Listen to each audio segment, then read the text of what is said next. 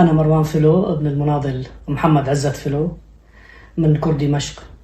حابب أحكي لكم شوي عن الكرد في دمشق. حي الأكراد أسس في عام 1200 وشوي، يعني تقريبا 1260 1280 في العهد الأيوبي، لكن في دمشق يوجد أكثر من حي للكرد، يعني من ضمن الأحياء الكردية الأخرى في دمشق القديمة مثل حي سوق ساروجا، ونسبة إلى سهل سروج سمي بهذا الاسم، وكان يضم بشكل أساسي العائلات الكردية ذات الصفة الاجتماعية العالية كضباط الجيش العثماني بهذاك الوقت وأغوات وهكذا. أيضا يوجد هناك حي آخر يدعى حي القيمرية أيضا، لكن هؤلاء الكرد في ذلك الحي اندثروا، يعني ما عاد حدا يعرف حاله أنه كردي. والحي الأساسي اللي بدمشق هو حي الأكراد، اللي تم تغيير اسمه من حي الأكراد إلى حي ركن الدين في العهد الناصري لمنع صيغة الصفة القومية للحي، لكن ما زالت حتى هوياتنا حتى هذه اللحظة يكتب فيها الخانة تبعنا خانة أكراد، يعني مذكور كلمة أكراد بالخانة تبعنا، وهذا دليل على أنه الحي كان بالخالص حي كردي. وحي الأكراد يبتدئ من سفح جبل قاسيون، يبدأ من منطقة نسميها الزينبية، هي منطقة غرب جامع أبو النور، ينتهي في بداية مساكن برزة الحالية. يعني قديما كان حتى جامع كان قديم هناك، جامع إبراهيم الخليل كان أو كان مقام يتم زيارته. هذا الحي مقسم لأزقة تمثل عادة القبائل الكردية أو العشائر الكردية التي قطنت هذا الحي. يعني بمنطقة الساحة مثلا في عندنا زقاق اسمه زقاق عرفات نسبة لآل عرفات آغا اللي كانوا يقطنون تلك المنطقة. بعد منه في عندنا كمان زقاق اسمه زقاق المتيني، عندنا زقاق الوانلي أول، زقاق وانلي ثاني لأنه الوانلي عندنا عدد كبير، عندنا زقاق الكيكية، عندنا زقاق الميقرية وهكذا.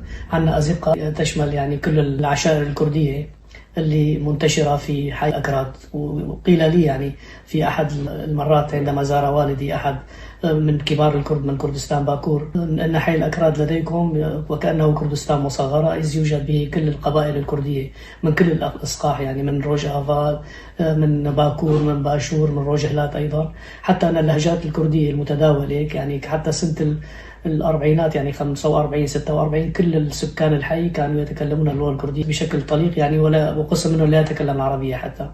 لكن بعد فترة 48 بعد انكسار الفلسطينيين يعني بمسألة دولة فلسطينيين، يعني أتى إلى الحي بعض المجموعات الفلسطينية وقطروا الحي خاصة من منطقة صفد، وأغلبهم هم كانوا فلاحين لدى الأقطاعيين الأكراد الذين كانوا يملكون أراضي في فلسطين، كما يملكون أراضي تلتين الجولان تقريبا، ومعظم أراضي الغوطة الشرقية بشكل أساسي وحتى الغربية، لكن الشرقية بشكل أساسي معظم الملاكين هنا من كرد، مثل بيت بوزو، مثل بيت الإيبش، يعني من العائلات الكبيرة اللي بيت الإيبش أساسا من سوق ساروجا. وطبعا بالحي تبعنا يعني بحب يعني احكي كمان بالحي تبعنا مو بس يهتم بالقضايا الكرديه، تمسك بكرديته حتى النهايه، وكان يدعم دائما الحراك الكردي في كل الاجزاء من كردستان. يعني انا اذكر يعني في احد بعد انهيار جمهوريه مهاباد، يعني قسم من قاده جمهوريه مهاباد وصلوا دمشق، من ضمنه شخصيه كان اسمه ابراهيم نادري، كان هذا مثل وزير التربية، وزير يعني التعليم في جمهورية مهاباد. يعني دخل والدي ضيفا، استقر في دمشق لفترة لكن ذهب بعدها إلى السعودية، وللأسف يعني استشهد بحادث طائرة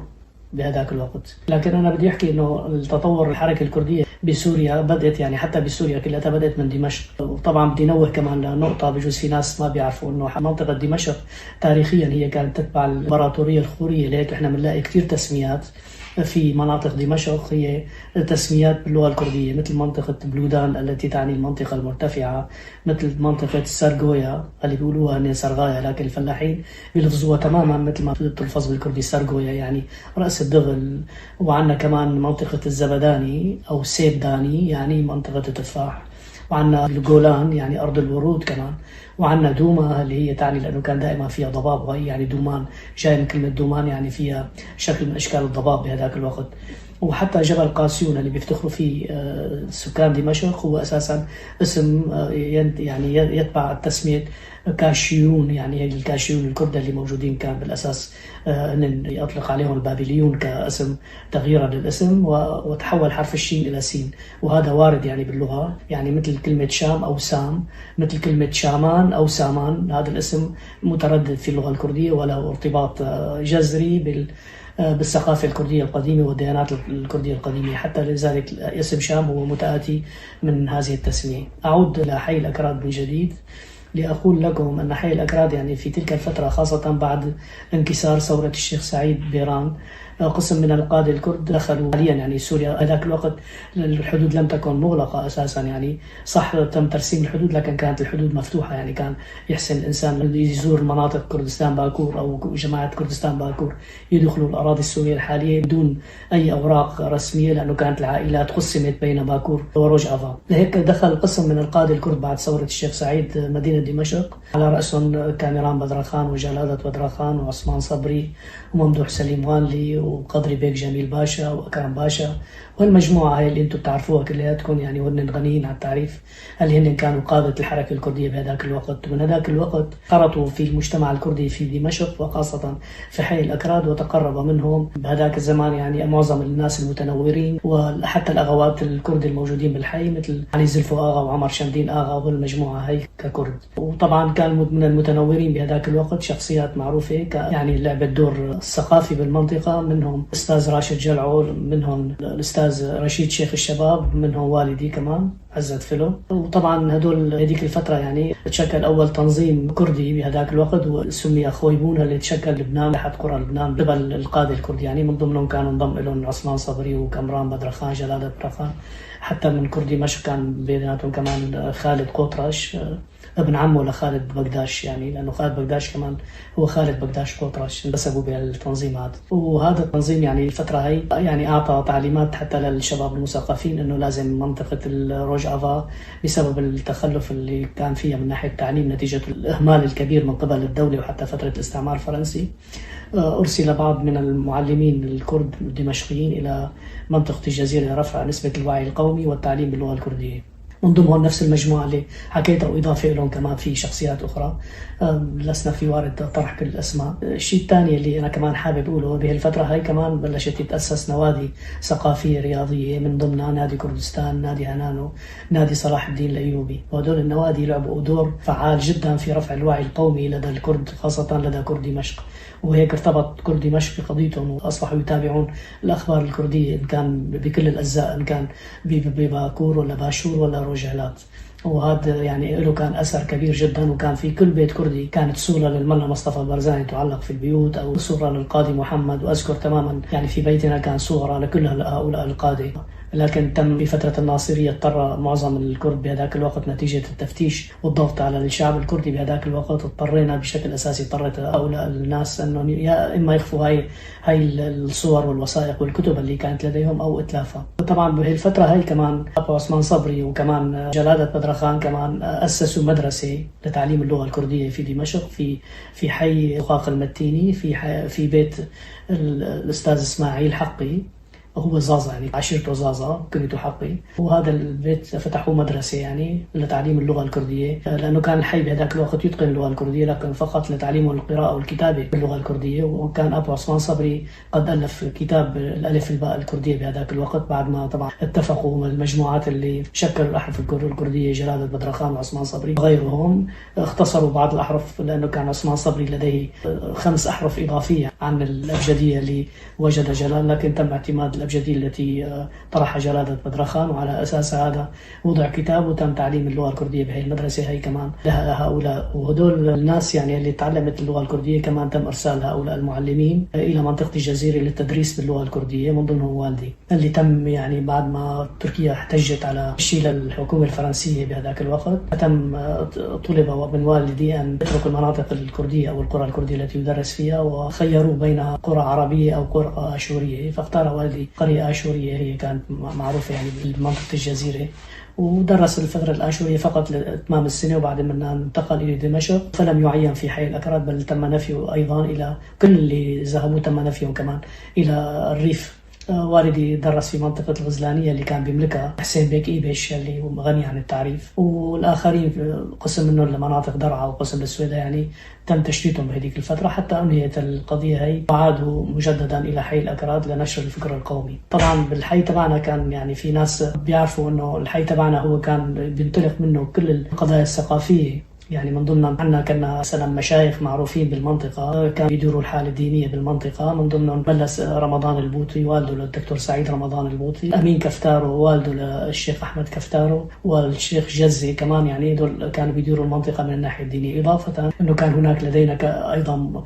متنورين مثل خالد بقداش وخالد الزعيم وشخصيات متعددة. هذول انتهجوا المنهج الماركسي بهذاك الوقت، وبدأ الانتشار الفكر الماركسي إضافة للفكر الديني من قبل المتدينين والفكر القومي الكردي. يعني كان في عنا 3 حالات بالحي متطورة جدا. يعني التيارات القومية هذه كان بيقودها جلالة بدرخان وقدري بيك جميل باشا وممدوح سليم وأكرم بيك وعثمان صبري وقدري جان، واشتغل المجموعات هي ومجموعات تدير الفكر الماركسي اللينيني الذي يتبع الاتحاد السوفيتي بهذاك الوقت وناس متدينين. واستمر الحالة هي يعني حتى فترة وصول جمال عبد الناصر للحكم ب 58 لدمشق، وبالتالي صارت سوريا اسمها الإقليم الشمالي للجمهورية العربية المتحدة. الفترة هي تم التطبيق كثير ضغوط هائلة على الكرد كل المناطق وخاصة على كرد دمشق، لأنه كان كرد دمشق هم فاعلون بهذاك الوقت في الدولة السورية من خلال قيادة الجيش، يعني من خلال ضباط معروفين يعني كسر، من ضمنهم العميد بكري قوطرش مثلا، من ضمنهم فوزي سلو اللي كان هو يعني أعلى رتبة واستلم فترة يعني وزير دفاع واستلم فترة رئيس الدولة كمان، وشخصيات متعددة ما عندي إمكانية لذكر كل الأسماء. وطبعا بالحي تبعنا كان في عندنا كمان مناضلين يعني ثوريين من حتى الثورة السورية بهذاك الوقت، قدموا أنفسهم ضد فرنسا بهذاك الوقت. يعني من ضمنهم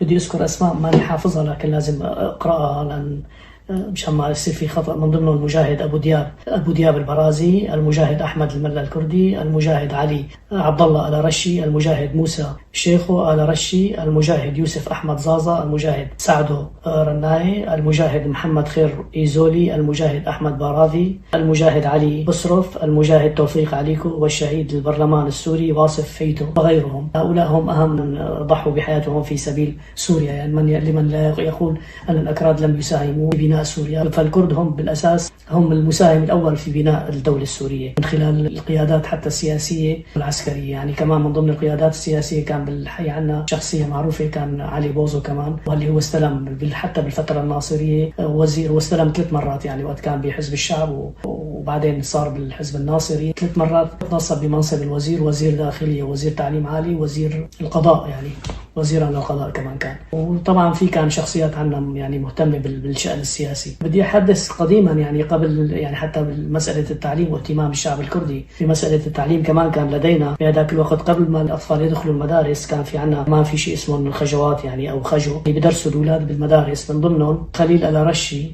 ملا اسماعيل أومري، الخوجة وسيلة، أم عبد الرحمن البوطي، الخوجة أم زاهد الكرمي، أم أحمد مراد، الخوجة كيلي ملا رسول، الخوجة أمينة وانلي، الخوجة سارة سيرة قوطرش، الشيخ محمد علي قلي، الشيخ خليل بلو، وأضيف إلى ذلك زوجته فيما بعد. أما إبراهيم بلو، الشيخ عبد الرحمن جزماتي، الأستاذ أحمد حلمي، ثم عدد أسماء مواقع في هذه الأكراد. يعني وبالتالي الحي ساهم بشكل كبير بكل القضايا في التنمية الفكرية والتنمية التعليمية بهذاك الوقت. لهيك نحن بالحي عنا كمان في عنا مدارس كانت قديمة موجودة بهذاك الوقت، وكان لدينا جوامع كمان، لأنه كمان الجوامع كانت تلعب دور تثقيفي وتعليمي لشعبنا الكردي بهذاك الوقت. مثلا من ضمنها يعني في عنا أول جامع اللي بيبدأ جامع أبو النور اللي كان يعني يتبع للإمام أمين كفتارو اللي بعد منه صار الشيخ أحمد كفتارو. عنا جامع ملا رمضان البوطي كمان، وعنا جامع الركنية، وعنا جامع حامو ليلى، وعنا جامع كردان. هذا هو بحارة بيطلق عليها أو زقاق يطلق عليه زقاق النوالي نتيجة لكثرة النوالين في هذا الحي في هذا الشارع. يعني كان كل أنواع بيشتغلوا فيها البروكار وبيشتغلوا فيها الموصلين اللي هي مهنة كردية أساسا، وهذا البروكار يعني أتى فيها الكرد من كردستان باشور من منطقة كركوك والموصل ونقلوها إلى دمشق وعملوا فيها، ولم يعمل بها سوى الكرد يعني حتى الفترة الأخيرة على الأنوال اليدوية. وبعد منها في عنا كمان جامع بيجي جامع يونس آغا، وبعدين جامع سعيد باشا. يعني في عنا هي مسألة الجوامع. عندنا قضايا متعددة مرتبطة بمسألة النضال هي اللي حكينا عليها، مسألة النوادي. يعني من ضمنها كان مثلا نادي الفتيان الرياضي، هذا اللي تم نقل لعبة كرة القدم لأول مرة على يد الكرد يعني، وكان حسين بيك إيبش هو داعم له، هو اللي نقل هي الرياضة إلى دمشق، وشكلوا فريق اسمه فريق فتيان الأكراد، واللي كان يصير في مباريات دائما بينهم وبين الأحياء الأخرى. وهذا يعني فخر للكرد أنه هن كمان حتى نقلوا هي الرياضة للمنطقة. إضافة أنه حتى الممثلين والمخرجين في سوريا معظمهم في البدايات إن كانوا من الكرد، يعني هن من أسسوا السينما وأسسوا المسرح وأسسوا القضايا الكبيرة في دمشق. وحتى القباني يعني، وهذا اللي أطلق المسرح على اسمه، اللي هو مؤسس المسرح السوري بهذاك الوقت، آل القباني هن من أصول كردية، المناطق يعني القديمة، يعني الكرد القدماء اللي سكنوا دمشق، لكن مو من حي الأكراد يعني، لكن كردي من دمشق أيضا. لا يغيب عن بالنا كمان إنه يوسف العظمي كمان كان من كرد دمشق، يعني اللي كان وزير حربية. يعني شخصيات كثير، يعني شو ما نعدد واحد بتم بيروح عن باله شخصيات. أكيد يعني أنا اللي عم بسجل وبوصف أي قضية بشكل كلامي قد ما أكون محضر إلا أنسى بعض الأسماء، بتمنى يسامحني يعني الناس اللي بيسمعوا هذا الفيديو يعرفوا إنه الحي تبعنا كان له دور تاريخي وقوي جدا في النهضة بسوريا ككل. في ناس كثير بيعتبروا يعني ما بيعرفوا انه كردي دمشق انهم ما زالوا متمسكين بكرديتهم، يمكن اكثر من اي كردي بمناطق حتى اللي بنسميها الولاتيه، اللي لساتهم ما يزالوا يتكلموا اللغه الكرديه من مناطق الجزيره يعني. وهي ميزه كانت عند الكردي كثير يفتخر، لكنه للاسف اضاع لغته، مثل حكايتي انا ضاعنا اللغه تبعنا بسبب الضغوطات الكبيره التي طبقت على الحي، خاصه في العهد الناصري والذي استمر بعد منه بالانفصال وبالوحده. يعني استمرت المعاناه لدينا، لهيك يعني الجيل الجديد لم يتكلم الكردي. لكن بالفترات الأخيرة للحقيقة كمان قامت يعني بعض المنظمات الكردية بهذاك الوقت، يعني كل التنظيمات الكردية حقيقة، بفتح مدارس بشكل سري ولتعليم الأطفال اللغة الكردية. وأنا اللغة الكردية تعلمتها كمان نفس الشيء من ضمن المدارس هي، وتعلمت على يد أستاذي الكبير الأستاذ عثمان صبري والأستاذ إبراهيم زازا كمان يعني هو من تلاميذ أبو عثمان صبري. وتعلمت اللغة الكردية حقيقة وأصبحت أستطيع أتكلمها. لكن للأسف بعد يعني مغادرتي سوريا وفي منطقة المهجر هون أنا في ألمانيا حاليا، نتيجة تعلم اللغة الألمانية فقدت الحقيقة لغتين، اللغة الإنجليزية واللغة الكردية. أفهم الكردية بشكل جيد، أستطيع التكلم فيها، لكن ليس بالشكل الكافي، ليس بالشكل المطلوب. لا أستطيع أن أعبر عن آرائي بشكل أفضل إلا باللغة العربية للأسف يعني. لكن ما زلنا يعني كردي دمشق متمسكين بكرديتهم، بيتمنوا من كردستان روج آفا أنه يتمسكوا فينا ككرد وما ينسوا هذا المجموعة هي الموجودة، ليس نحن فقط بل كل كرد الداخل، مثل كرد حما وكرد الساحل، يعني خاصة منطقة جبل الأكراد اللي بيمتد حتى البحر يعني، واللي هن ابتدعوا قصة إنه جبل تركمان اللي هي حقيقة هي مناطق كلها جبل كرد. حتى مسلسل ضيعة هي الضيعة اللي تم تمثيل المسلسل فيها هي ضيعة كردية، غيروا اسمها لاسم آخر، لكن هي اسمها الأساسي كان اسم كردي. وهذا أكيد يعني الناس تعرفوا، يعني مناطق الساكنين في هذيك المنطقة بيعرفوا إنه هي مناطق كلها تتبع الكرد يعني، وهي منطقة تتصل بمنطقة عفرين. وللأسف يعني في كتير ناس بيجهلوا إنه حتى بحمص معظم حمص صريف الحمصي كان من الكرد، وما زالوا مثل كرد الشام بيعرفوا حالهم كرد، لكن ضيعوا لغتهم.